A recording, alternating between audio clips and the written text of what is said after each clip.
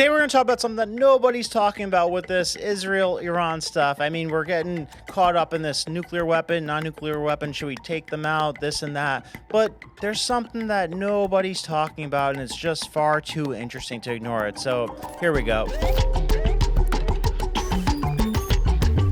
They told you that Benjamin Netanyahu is this political genius who always wins, always survives, but what they didn't tell you is how his legal troubles just keep getting overshadowed by national crises. And I mean, this obviously raises the question about whether it's just bad luck or calculated strategy to cling to power. So today we're going to dive deep into one of the most gripping political dramas unfolding right now and possibly of all time. So this is how Netanyahu's bribery charges, courtroom battles, and massive protests in Israel keep colliding with war and all this chaos. So let's unpack this step by step. We got the corruption case where these scandals about around time 2016 with Israeli police, they launched 3 blockbuster corruption investigations against their own prime minister, Benjamin Netanyahu. So these aren't small-time allegations. They involve luxury gifts, backroom deals, and favors worth millions of dollars. So here's the breakdown. Case 1000, the gift scandal. So Netanyahu and his wife, Sarah, are accused of accepting extravagant presents from wealthy benefactors like, these $1,000 cigars, these crates of Dom Perignon champagne from people like Miriam and Sheldon Adelson, who were even interrogated by the Israeli police in this recent documentary that came out. They're talking diamond-encrusted jewelry that could honestly fund a small startup. So the total value is around $200,000 just from those type of gifts. And the key player is Arn and Mike, and a Hollywood mogul who produced titles like Fight Club, Pretty Woman, and prosecutors say this wasn't just a generosity thing. Netanyahu allegedly lobbied for a tax break extension known as the Meechin Law, potentially saving the producer millions. Now, Meechin's testimony later reveals that he felt pressured to keep the gifts flowing, painting a picture of transactional relationships. So that smells more like a mob deal than a friendship, in my opinion. So that's one. Then you got case 2000. The media pact. So secret audio recordings catch Netanyahu in late-night talks with Arnon Moses, the powerful publisher of Yedoit Arnot, Israel's second largest newspaper, in one chilling exchange. So Netanyahu reportedly says, quote, "If you take me down, I'll take you down with me," hinting at mutual blackmail, mutually assured destruction. So the alleged deal, Moses would soften the paper's critical tone of Netanyahu and fewer exposés on Sarah Netanyahu and her spending sprees. And in return for that, Netanyahu would push a law to kneecap Israel Hayom, a free daily newspaper owned by his rival and sometimes ally Sheldon Adelson. Now, the tapes leaked to the press reveal a cynical barter of power and headlines straight out of a political film. So those are the first two. Then you got case 4000. This is the telecom conspiracy. So this is like the heavyweight. So as both prime minister and communications minister from 2014 to 2017, Netanyahu allegedly greenlit regulatory favors for Bezik, Israel's telecom giant, saving them roughly $500 million in fees and taxes. So what's the smoking gun?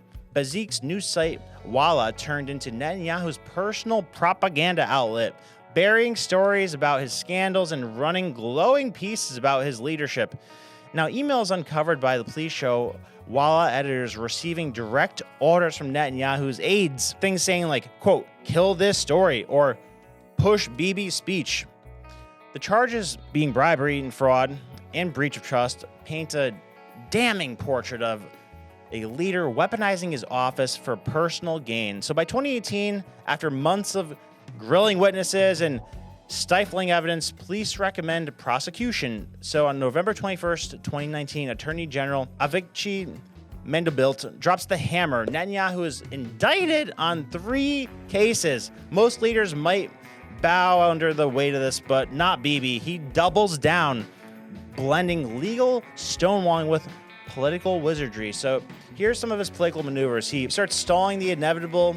He doesn't just wait for the gavel to fall. He demands parliamentary immunity in early 2020, arguing he's too vital for Israel's security to face trial. A bid that collapses when the cassette votes it down. Undeterred, he triggers a dizzying series of snap elections, 5 between 2019 and 2022, turning the political calendar into a weapon. Each campaign is a masterclass in deflection. He floods the TV screens and social media with claims of a left-wing witch hunt orchestrated by elites and traitors. His base laps it up, seeing him as a martyr who's under siege, but behind the scenes he's even craftier. He strong-arms loyalists in his Likud party to shield him, while coalition partners like ultra-Orthodox factions block any move to oust him. He floats bills to grant sitting prime ministers immunity from any type of prosecution. Now, though they fizzle out because of public backlash, on air, he's relentless, decrying the fake news and the deep state plots,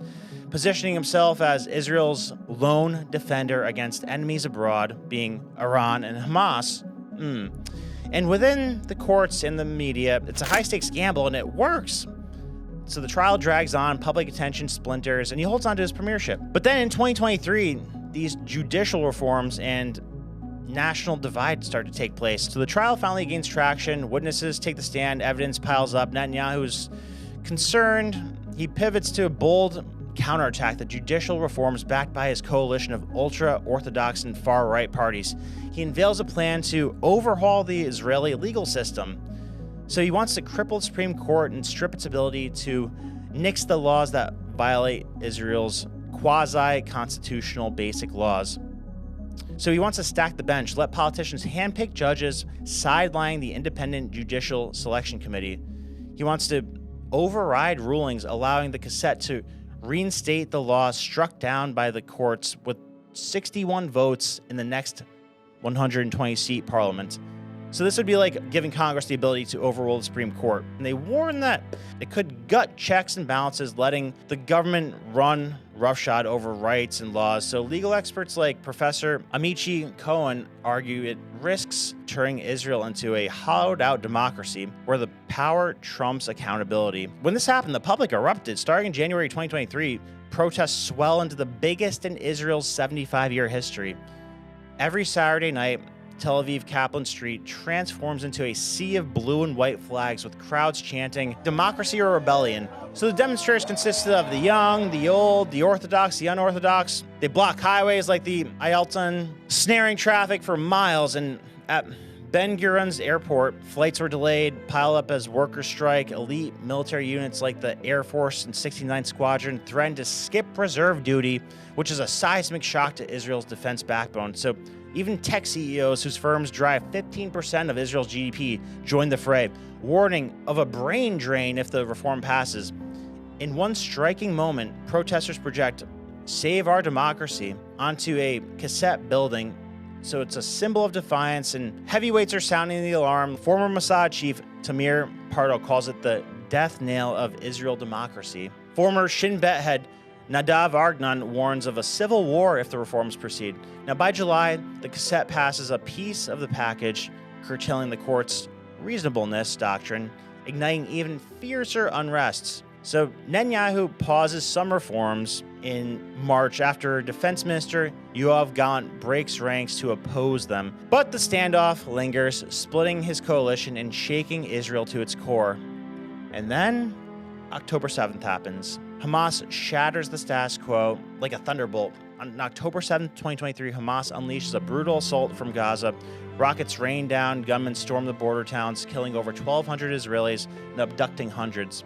It's the deadliest day in Israel's history, and the nation pivots to a war footing. Protests vanish, trial chatters fade, and Netanyahu's legal saga takes a backseat. But the attack exposes a festering wound tied to his policies. Since 2018, Netanyahu's government greenlit Qatari funneling $30 million per month to Gaza, cash that flowed to Hamas. His rationale, laid bare in a 2019 Likud meeting, was to prop up Hamas as a counterweight to the Palestinian Authority in the West Bank. So it is confirmed that Netanyahu was trying to actively prop up Hamas so that there wasn't a legitimate political party. He was trying to fracture Palestinian unity and dodging peace talks, and anybody who wants to thwart a Palestinian state needs to support bolstering Hamas, he reportedly said.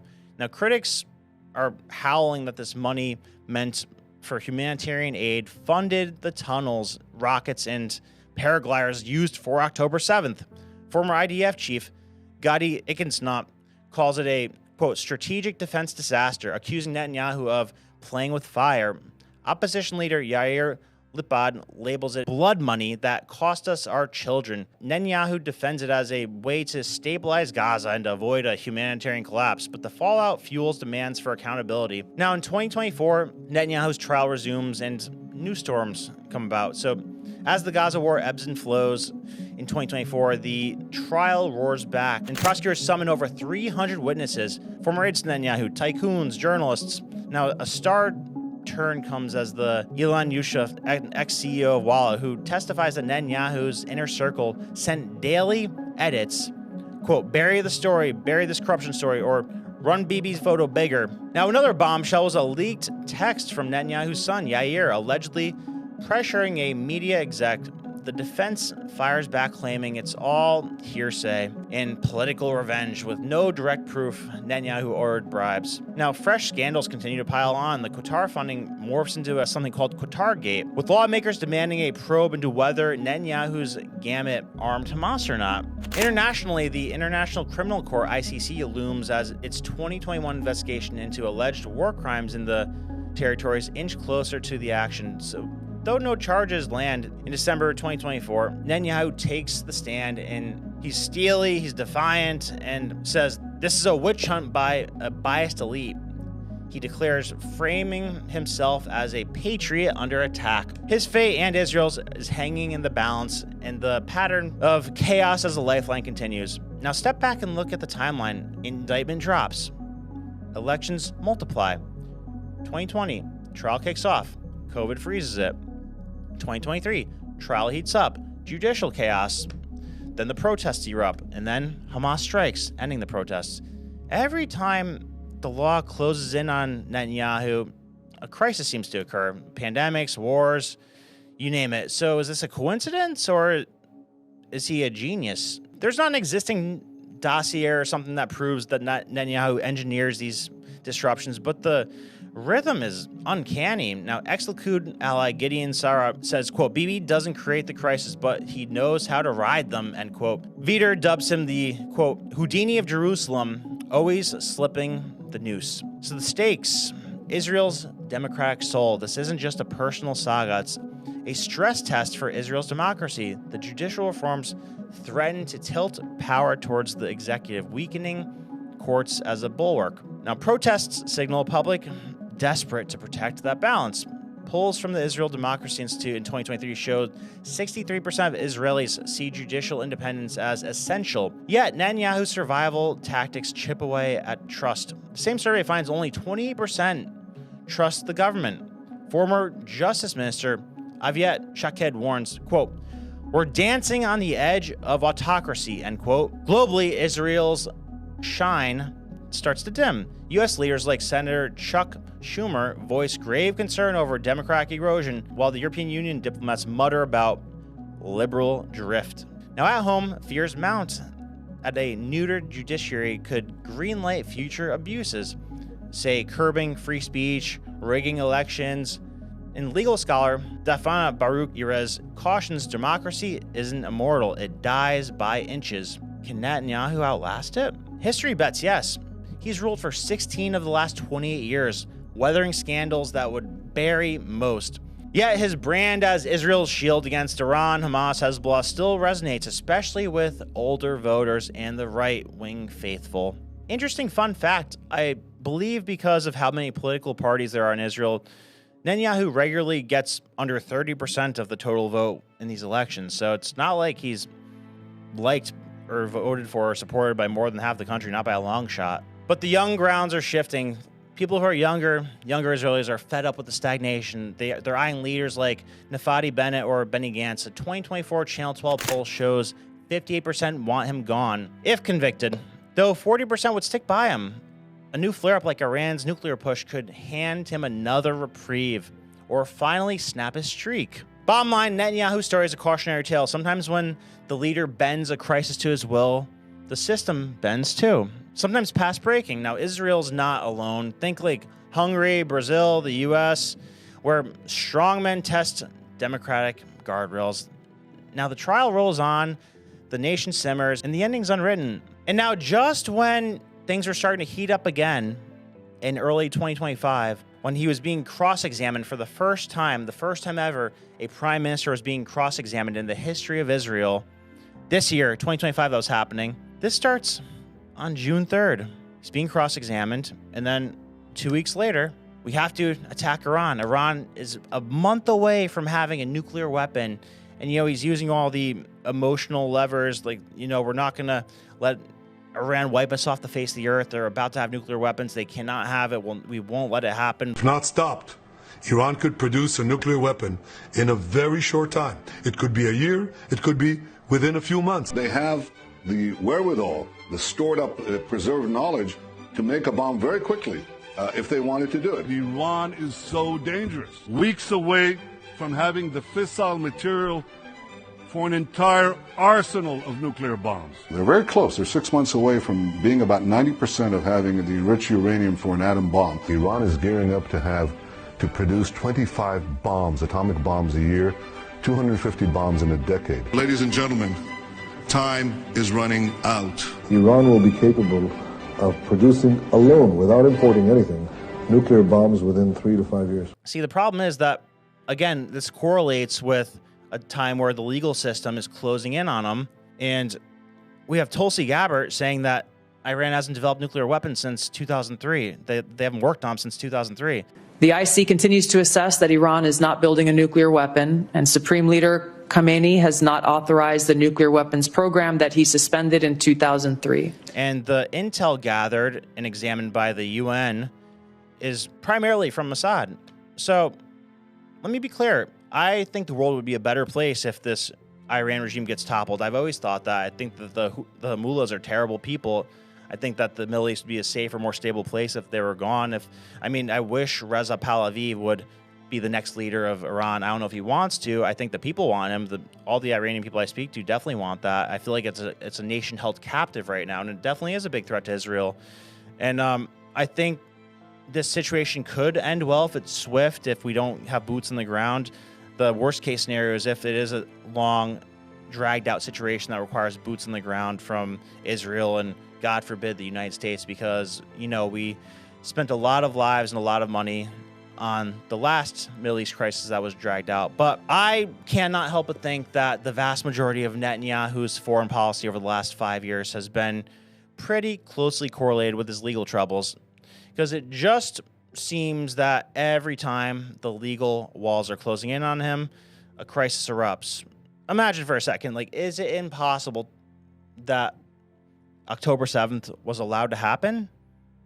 Because it for sure benefited Netanyahu, as horrible as that is to say. He had protesters in the streets, he had the legal system closing in on him, and then when October 7th happens, these guys who basically live in a cave penetrate the most secure land in the world and do this terrorist attack. The whole script flips.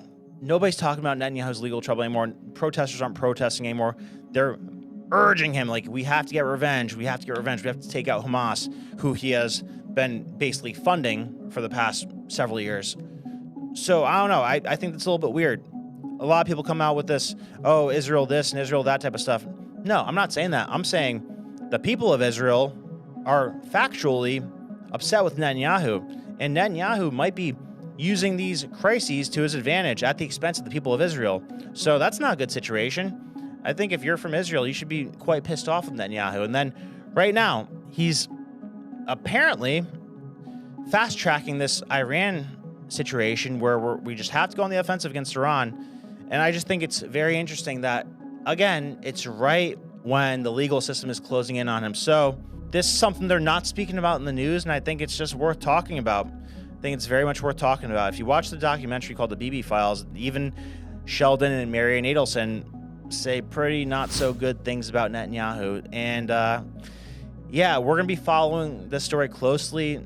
Hopefully this is something that goes quickly and blows over, but I would like to see Netanyahu held accountable one day, because it seems like he is a selfish guy who is not acting primarily in the best interest of the people of Israel.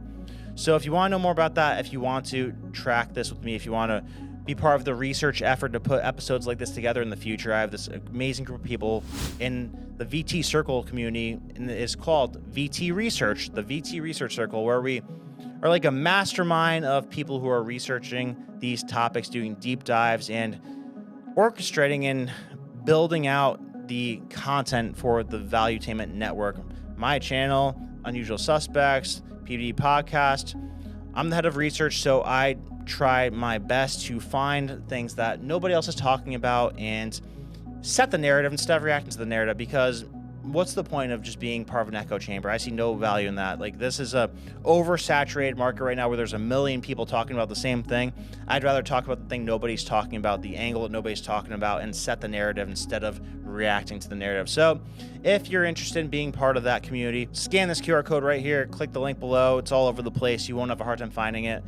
And if you want to see what American political corruption is like, this is Israel political corruption. If you want to see it on the American side, I have a whole bunch of Bill Clinton videos right here. This is one of them. This is how Bill Clinton and the CIA funneled cocaine into America to sell weapons to a rebel group in South America. So that's how we do it in the U.S. If you like this video, hit like and subscribe. Thank you for watching, guys. Much love. Until next time.